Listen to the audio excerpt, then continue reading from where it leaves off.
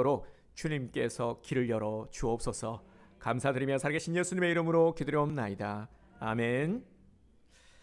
네, 오늘 말씀의 제목은 우리에게는 내일이 있습니다 라는 말씀의 제목으로 우리 요나서의 말씀을 함께 나누기 원합니다.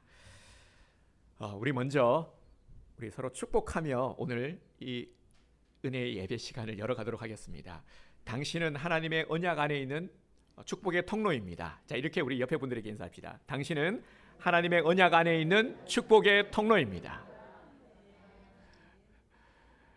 네, 그리고 한 번만 더 인사합시다. 믿음으로 역전하여 부흥을 이룹시다. 믿음으로 역전하여 부흥을 이룹시다. 아멘. 네, 다시 한번 축복합니다. 우리 성도님들은 하나님의 언약 안에 있는 축복의 통로입니다. 우리 성도님들은 올 한 해 믿음으로 역전하여 부흥을 이루게 될 것입니다. 아멘. 네, 우리 교회가 부흥하는 것은요, 교회가 부흥하면 우리 가정과 삶이 부흥하게 되어 있습니다. 하나님은 순서가 우리 교회 가운데 은혜의 강을 부어 주시고 이 강물이 흘러 가정과 자녀와 삶으로 이렇게 흘러 들어가는 겁니다. 그래서 우리가 부흥을 열망하는 겁니다. 하나님께서 올 한 해 많은 일들이 있겠지만 믿음으로 역전하여 부흥을 이루게 하실 줄 믿습니다. 아멘. 네. 오늘 본문에는 요나의 이야기가 나오는데요. 우리 요나 이야기는 아마 익히 우리 성도님들이 잘 알고 계실 겁니다. 요나가 지금 상당히 공경 가운데 처해 있습니다. 물고기 뱃속에 들어가는 이러한 엄청난 사건이 일어났는데요. 이러한 배경에는 어떠함이 있습니까? 요나가 왜 이런 일을 당하게 되었죠? 그렇죠. 하나님이 주신 사명을 저버리고 지금 다시스로 배를 타고 도망을 갔기 때문입니다. 지중해 바다 한 복판에서 큰 풍랑을 만났습니다. 배에 탄 사람들은 이 풍랑의 원인이 누구에게 있나, 갑자기 멀쩡하던 바다가 막 파도가 치고 요란하니까 사람들은 의심을 한 거죠. 이건 분명히 우리 중에 누군가 죄를 지은 자가 탔기 때문에 이런 일이 일어난 것이다. 그래서 제비를 뽑습니다. 과연 누구 때문인가? 누가 지금 이 화근이 되었는가? 제비를 뽑은 결과 누가 뽑혔습니까? 요나가 뽑혔어요. 그래서 요나는 바다 한가운데 던져졌습니다. 여러분 한번 생각을 해보세요. 풍랑이 치고 있고요. 바다 한가운데에 던져졌어요. 수영복을 입은 것도 아니고 구명조끼를 입은 것도 아니고 구명보트도 없습니다. 그냥 들고 던져버린 겁니다. 아무런 준비도 없이 주변 사람들에 의해서 일방적으로 던져졌어요. 여기에서 요나는 과연 살 수 있을까요? 살 수 없을까요? 얕은 바다도 아니고요. 인근에 육지가 있는 것도 아니고요. 폭풍우가 거세게 이는 한 바다 가운데 던져진 요나. 이 요나가 살 수 있는 확률은 넉넉 잡아 1%가 될까요? 1%도 되지 않을 겁니다. 그런데 1장 17절에 보면 이런 우리들의 생각을 뒤집는 일이 일어났습니다. 자, 17절을 다시 한번 보도록 하겠습니다. 여호와께서 이미 큰 물고기를 예비하사 요나를 삼키게 하셨으므로 요나가 밤낮 3일을 물고기 뱃속에 있으니라. 아멘. 밤낮 3일을 물고기 뱃속에 있었다라고 성경이 우리에게 말씀하고 있습니다. 그러면 요나가 지금 죽었다라는 겁니까? 살아있다라는 것입니까? 그렇죠. 요나가 물고기 뱃속에 살아있음을 지금 우리들에게 증거하고 있죠. 그런데 이게 가능한 일인가 하는 것이죠. 이게 말이 되느냐, 이게 상식적으로 납득할 수 있는 일이냐 하는 것이죠. 폭풍우가 거세게 몰아치는 바다 한가운데에서 살 수 있는 확률 넉넉 잡아 1%, 제가 이렇게 말씀을 드렸어요. 그러니까 이건 사실 가능성이 없는 일이죠. 이건 있을 수가 없는 일입니다. 더군다나 물고기 뱃속에서 살 수 있는 확률 거의 제로 아니겠습니까? 어떻게 살 수 있어요? 이게 말이나 됩니까? 우리가 알고 있는 상식과 과학적 지식 모든 것을 다 총동원해도 이해할 수 없는 절대 불가능한 일입니다. 여러분 다시 한번 상상을 한번 해보세요. 산채로 물고기 입안으로 아무런 해도 있지 않고 들어가는 것, 이거 가능한 일일까요? 제가 찾아봤습니다. 인터넷에 물고기가 사람을 삼키는 일이 가능한지를 한번 이제 설교 준비를 하면서 확인차 검색을 한번 해봤어요. 열심히 검색을 해봤는데요. 일단은 결론을 말씀드리면 불가능하다 하는 것입니다. 사람을 삼킬 수 있는 가능성이 있는 물고기가 두 부류가 있는데요. 하나는 그 백상아리 아시죠? 이 상어, 식인 상어라고 말을 하지 않습니까? 식인 상어와 그리고 큰 고래인데 식인 상어는 사람을 삼키는 게 아니라 그 조스 아시죠? 영화 조스 얼마나 그 무섭습니까? 저도 영화 조스를 보고 너무 무섭다 막 그랬었는데요. 이빨이 상당히 날카롭습니다. 삼키는 게 아니라 아예 그냥 갈기 이렇게 찢어서 먹지 않습니까?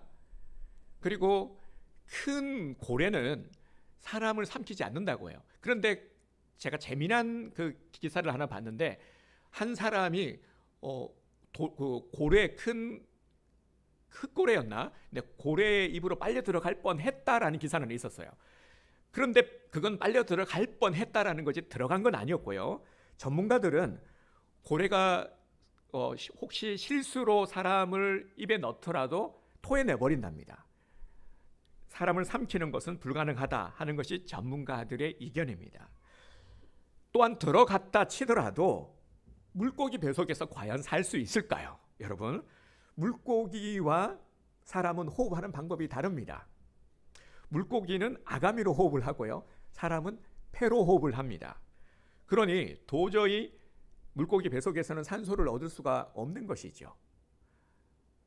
3일은커녕 30분도 생존할 수 없는 것이 사실입니다. 이 자체가 불가능한 일이죠. 그리고 물고기 뱃속에 뭐가 있습니까? 음식물을 삼키면 위로 들어가지 않습니까? 그러면은 위는 이 소화물을 소화시키기 위해서 소화를 촉진하는 위액이 분비됩니다. 이게 위액이 산이잖아요. 아주 강력한 산입니다. 특히 동물의 위액은 사람들의 위액보다도 훨씬 더 강하다고 합니다. 그러니 요나가 설령 그 안으로 물고기 뱃속으로 들어갔다 하더라도 살 수 없다라는 거죠. 위액이 분비가 되는데요. 그 위액이 눈에도 들어가고 입에도 들어가면은 과연 살 수가 있겠습니까? 약간의 가능성이라도 있는 것들을 다 모아서 제가 말씀을 드려본 겁니다. 조금이라도 근거가 될 수 있는 것들 말이죠. 그런데 아무리 생각을 해도 우리가 내리는 결론은 이건 있을 수도 없고 있다고 해도 요나는 절대 살 수 없다 하는 결론을 내리게 됩니다. 여기에는 우리 어떤 성도님들도 이의를 제기하지 않을 거라고 생각을 합니다. 그러니 이것을 누가 믿겠냐라는 것이죠. 이를 믿을 수 있겠냐라는 것입니다. 우리 성도님들은 어떻게 생각하십니까?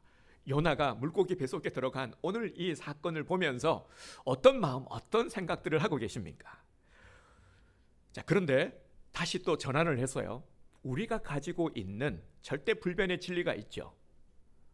그것이 무엇이냐면은 성경은 1.1획도 틀림이 없는 하나님의 말씀이라는 사실입니다. 여기에는 한치의 양보도 없습니다. 분명 성경의 말씀, 모든 말씀들은 성경의 66권은 절대 거짓을 말하고 있지 않습니다. 그렇다면 요나는 성경이 증거하고 있는 바와 같이 3일 밤낮을 큰 물고기 뱃속에 있었던 것이 맞죠. 우리의 상식, 우리의 지식으로는 이해할 수 없지만 우리가 믿고 있는 참 진리의 말씀, 성경이 증거하고 있기 때문에 우리는 이것을 믿음으로 받아들이게 되는 것입니다. 그러면 강한 의문이 생기죠. 어떻게 이런 일이 가능할 수 있을까? 그리고 또 한 가지, 오늘 이 말씀을 통해서 하나님께서 우리에게 무엇을 말씀하시는 걸까? 하나님의 메시지를 우리는 궁금해하지 않을 수가 없습니다. 인간의 방법으로 살 수 있는 확률이 몇 프로라 그랬습니까? 0%, 그죠? 불가능한 일이죠. 하지만 하나님이 계획하시면 이 확률이 뒤집어집니다. 하나님이 개입을 하시면 0%가 뒤집어져서 100%가 되는 겁니다. 우리 하나님이 어떤 분이십니까? 우리가 항상 잊지 말아야 될 것은요, 우리 하나님이 어떤 분인가 하는 것입니다. 그래서 신앙 고백이 중요하다 말씀을 드렸죠. 항상 우리의 문제와 여러 가지의 한계, 그리고 우리 마음의 낙심이 들 때에 눈을 들어 주님을 바라보면서 나의 하나님이 어떤 분인지를 고백드리라 했습니다. 우리 하나님은 전지전능하신 분이죠. 왜 자꾸 우리가 한계에 부닥치고 그리고 한계를 넘어설 수 없냐면은 항상 우리의 시각, 우리의 기준으로 하나님을 바라보고 제한해 버리기 때문인 것이죠. 우리의 생각으로 보면은 안 되는 게 맞아요. 될 수가 없습니다. 하지만 우리 하나님이 어떤 분이냐라는 것을 잊어버리니까 자꾸 여기에 머무르는 겁니다. 안 되는 게 맞아. 이거 어떻게 돼? 안 됐는데, 불가능한 일인데. 그런데 우리 하나님은 전지전능하신 분입니다. 우리 하나님은 천지를 창조하시고 우주 만물을 만드시고 생사화복을 주관하시며 모든 것들을 섭리 가운데 이끌어 가시는 분이세요. 이런 하나님을 잊지 말라라는 거예요. 이런 하나님의 관점에서는 이거는 아무것도 아닌 거예요.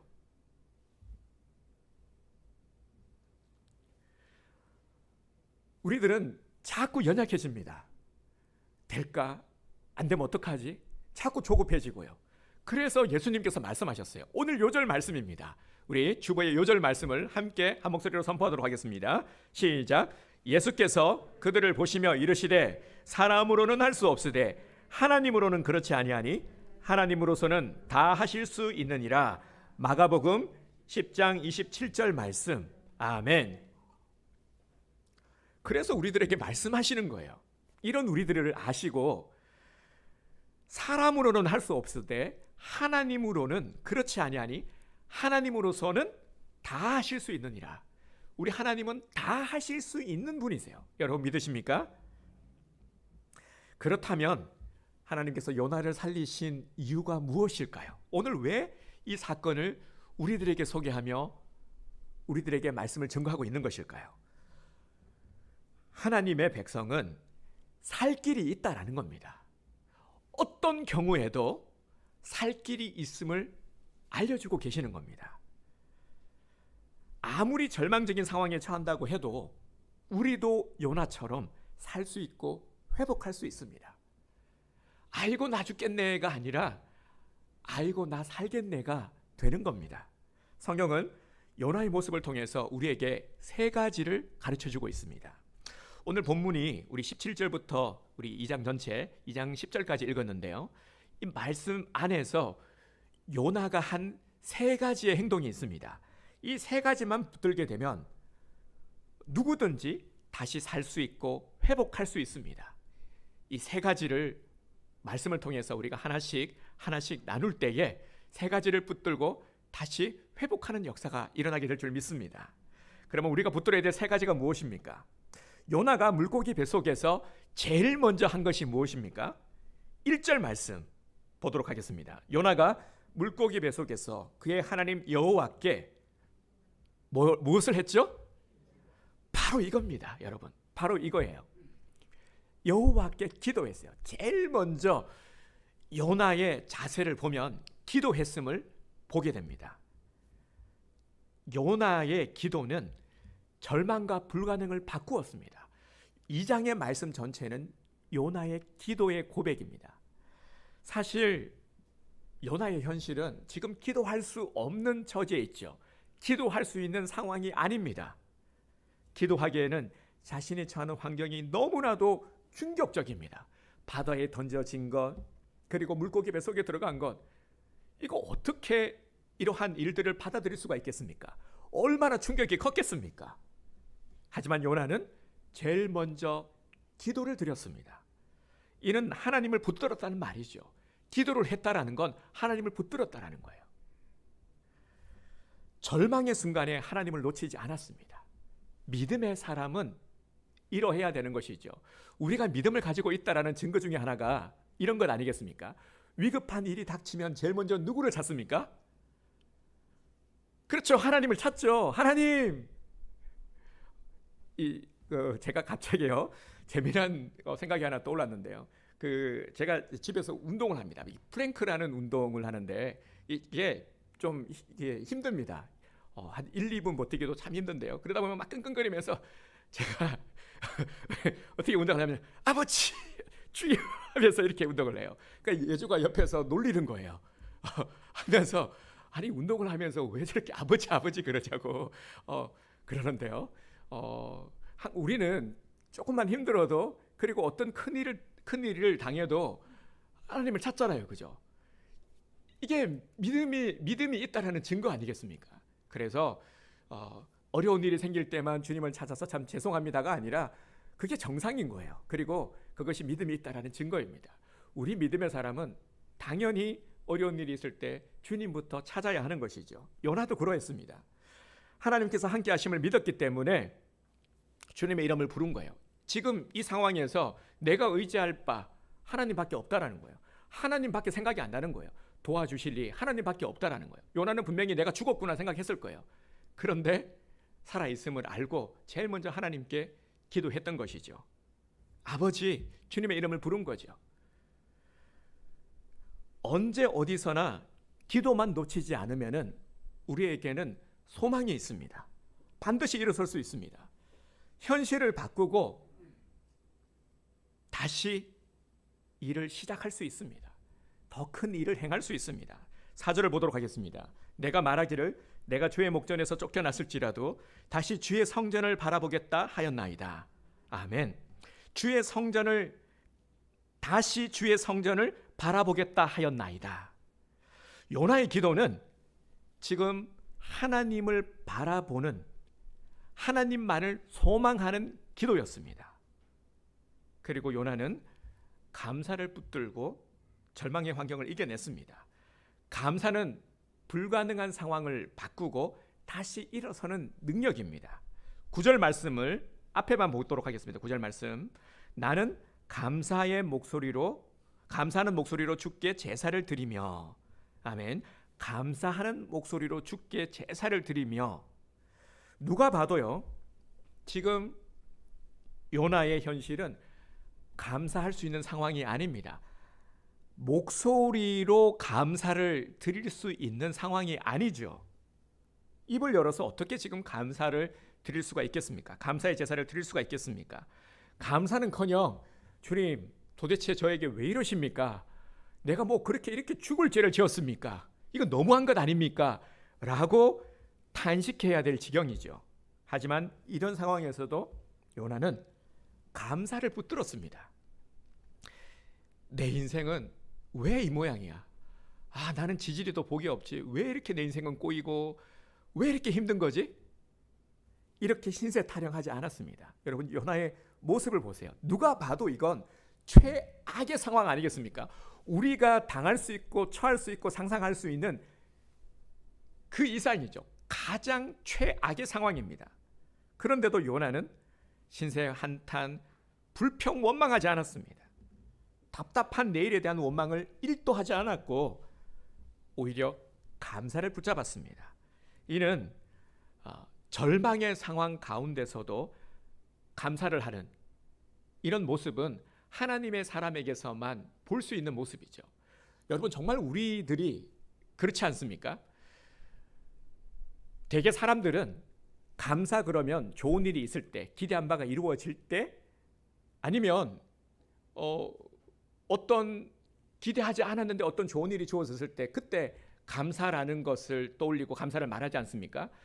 그렇지 않음에도 감사할 수 있는 사람은 단 한 사람밖에 없어요.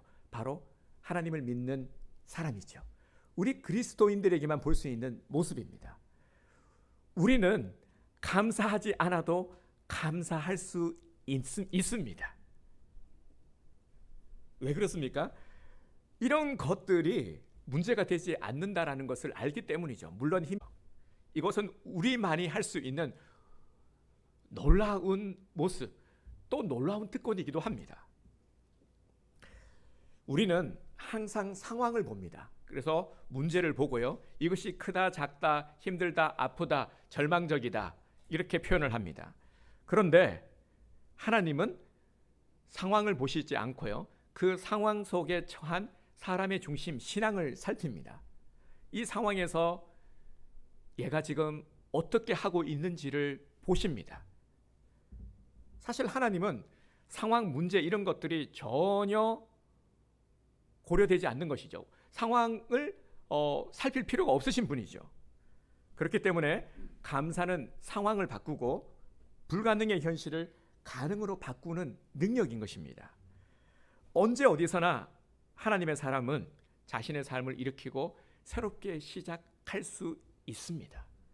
이것이 우리들의 모습이요, 우리들의 놀라운 능력인 것입니다. 요나를 보세요. 요나는 사명을 다시 붙잡고 일어섰죠. 처음 요나가 이러한 공경에 처한 것이 무엇 때문이었습니까? 사명을 저버리고 도망을 가다가, 그죠? 사명을 저버리고 도망을 가다가 이런 일을 겪게 되었죠. 지금 이 현실은요, 맡겨진 사명을 저버리고 자기 뜻대로, 자기 의지대로 살려고 하는 꼼수를 부리다가 일어난 일들입니다. 근데 사명을 저버린다라는 것이, 이게 우리 그리스도인들에게 왜 위험한 것이냐면요, 사명이라는 것은 하나님께서 우리에게 주신 것이죠. 우리를 부르신 목적, 이게 또 사명 아니겠습니까? 부르신 목적대로 행하는 것이 사명인데, 사명을 저버린다라는 것은 하나님을 저버리는 것이 되기 때문입니다. 하나님의 뜻과 맞서는 자가 잘 될 수가 있겠습니까? 그래서 사명을 저버리면은 하나님의 뜻을 저버리는 것이고 하나님의 뜻과 맞서는 것이 돼버립니다. 이게 정말 위험한 것이죠. 잘 될 리가 없는 것입니다. 요나를 보면서 우리는 이러한을 분명히 발견하게 되죠. 사명을 저버리는 것은 풍랑 속으로 들어가는 겁니다. 자폭하는 거죠. 물고기 뱃속으로 스스로 들어가는 행위입니다. 10절을 보도록 하겠습니다. 여호와께서 그 물고기에게 말씀하시매 요나를 육지에 토하니라. 아멘. 하나님은 요나가 사명을 회복할 때까지 기다리셨다가 마지막 사명을 붙들고 다시 결단했을 때에 요나를 회복시키셨습니다. 10절 분명히 하나님께서는 요나를 다시 살리셨죠. 그냥 살리신 것이 아니라 다시 사명을 감당할 수 있도록 주님께서는 길을 열어주신 것입니다. 우리가 분명히 알아야 될 것이요, 하나님의 회복은 우리가 바라는 어떤 것, 당장의 어떤 것들 결과가 눈에 주어지는 것이 아니라 하나님은 사명을 회복시키는 것, 이를 통해서 모든 문제들을 해결해 나가시는 겁니다. 하나님의 이 방법과 순서를 우리가 잘 알아야 됩니다. 그래서 사명을 회복하는 것, 이걸 깨닫는 것이 복이라는 것이죠. 나머지는 자연스럽게 다 해결이 되어 있습니다. 그래서 우리는 결과 중심적으로 되는 것이 아니라 결과에 자꾸 연연하게 되면 조급해집니다, 마음이.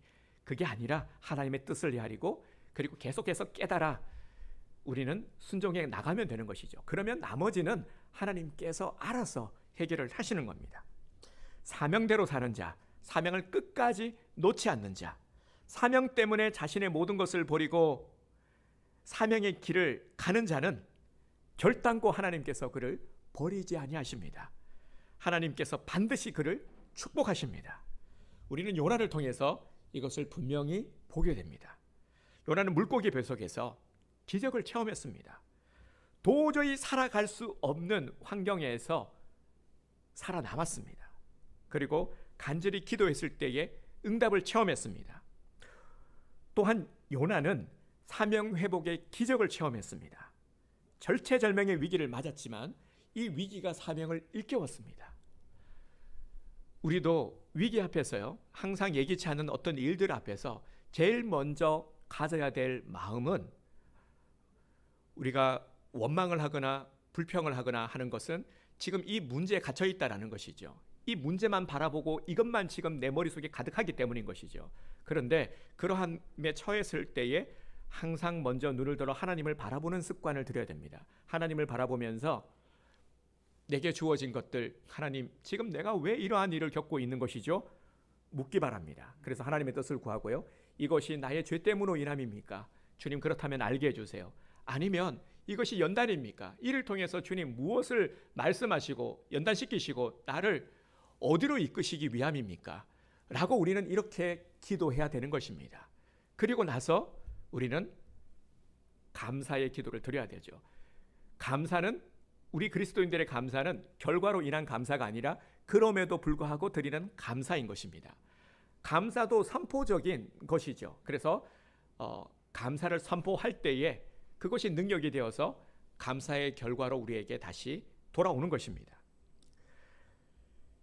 지금 어떻습니까, 여러분? 지금 우리도 요나와 같이요, 캄캄한 상황, 우리가 어찌할 수 없는 상황 가운데 있지는 않습니까? 많은 분들이요,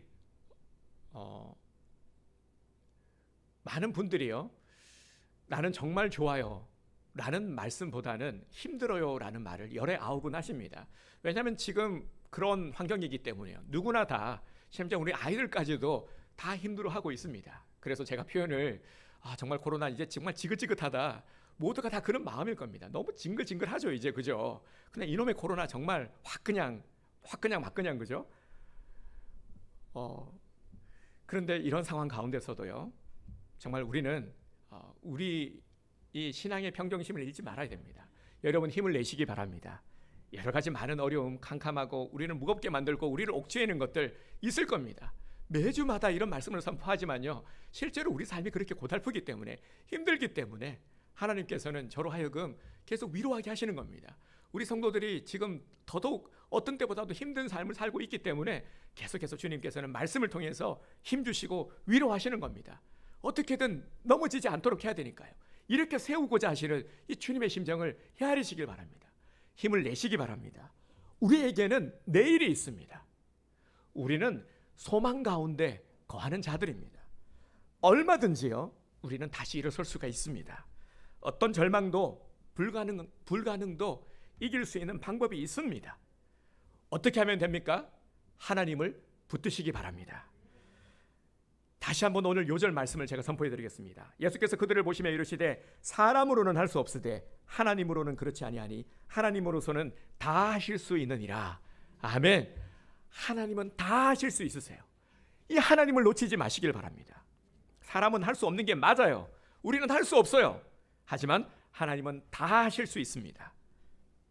지금 우리의 현실과 상황을 바꿀 수 있는 분은 하나님밖에 없어요. 우리가 어떻게 바꿀 수 있겠습니까? 우리는 한 치 앞도 내다볼 수가 없어요. 그렇지 않습니까? 하나님께서 우리의 내일을 열어주셔야 됩니다. 우리의 길을 하나님께서 인도해 주셔야 됩니다. 그래야 우리가 가장 안전한 길로, 가장 최선의 길로 갈 수 있습니다. 하나님께 기회와 회복이 있습니다. 그래서 우리도 요나처럼 하기만 하면 되는 겁니다. 먼저는 어떻게 해야 됩니까? 자, 세 가지 기억하시죠? 제일 먼저 해야 될 건 뭐라고요? 하나님께 아뢰는 겁니다. 그렇죠. 기도하는 겁니다. 하나님께 아뢰는 것. 1절 다시 한번 읽어드리겠습니다. 요나가 물고기 뱃속에서 그의 하나님 여호와께 기도하며, 기도했어요. 요나는 기도했습니다. 이유 불문하고 기도해야 됩니다. 어렵기 때문에 기도해야 됩니다. 목사님, 지금 기도할 수 있는 여건이 안 됩니다. 이게 아니라요, 어렵기 때문에 기도하는 거예요. 힘이 없기 때문에 기도하는 겁니다. 어찌할 수 없기 때문에 기도하는 겁니다. 기도할 수 없는 상황은 없습니다. 모든 악조건들이 우리에게 신호를 보내고 있는 겁니다. 자꾸 기도해라. 힘들어요. 기도해라. 자꾸 두렵습니다. 기도해라. 이렇게 받아들이시기 바랍니다. 어려운 것은 자꾸 기도하라는 사인을 우리에게 보내고 있는 겁니다. 그리고 두 번째 뭡니까? 요나가 무엇을 했죠? 감사. 그렇죠. 자, 감사도 어떤 감사라고요? 조건의 감사가 아니라 무조건 감사하는 겁니다. 9절을 보겠습니다. 다시 한번. 나는 감사하는 목소리로 주께 제사를 드리며. 아멘. 감사하는 목소리, 이 구절이 중요해요.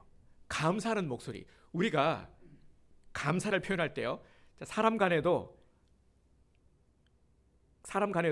어떤 은혜를 입었어요. 그러면 뭐라 그럽니까? 고마워, 감사해라고 하잖아요. 그죠?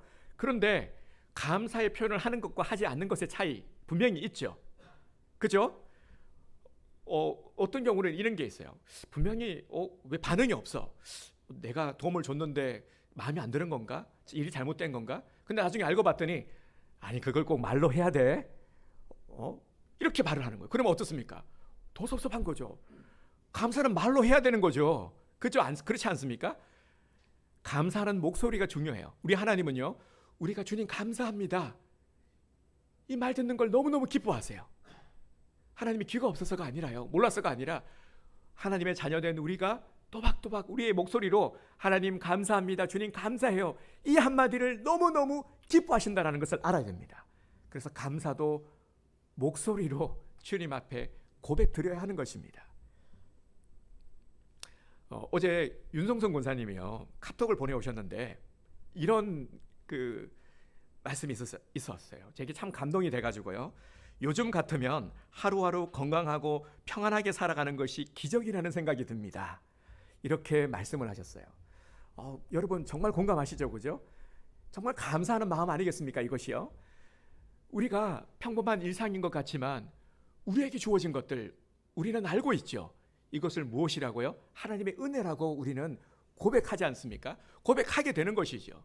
그냥 그저 주어진 것 있을까요? 우연한 것일까요? 우리에게 거저 주어진 것은 없습니다. 우리는 이 믿음을 분명히 가지고 있습니다. 정말 평범하고 어떨 때는 조금 무료하다 생각이 들 수 있는 반복되는 일상이라 할지라도 이건 우리에게 주어진 너무나도 큰 하나님의 평안이요 축복이라는 것을 알아야 됩니다.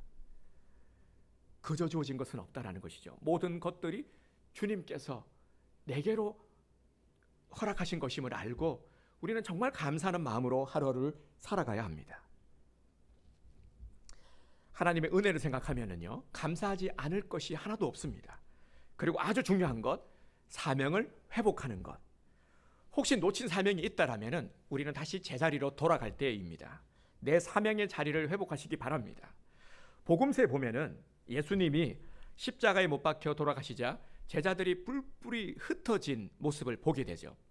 예수님께서 십자가에 못 박혀 돌아가시고 제자들이요 다 흩어져 버렸습니다.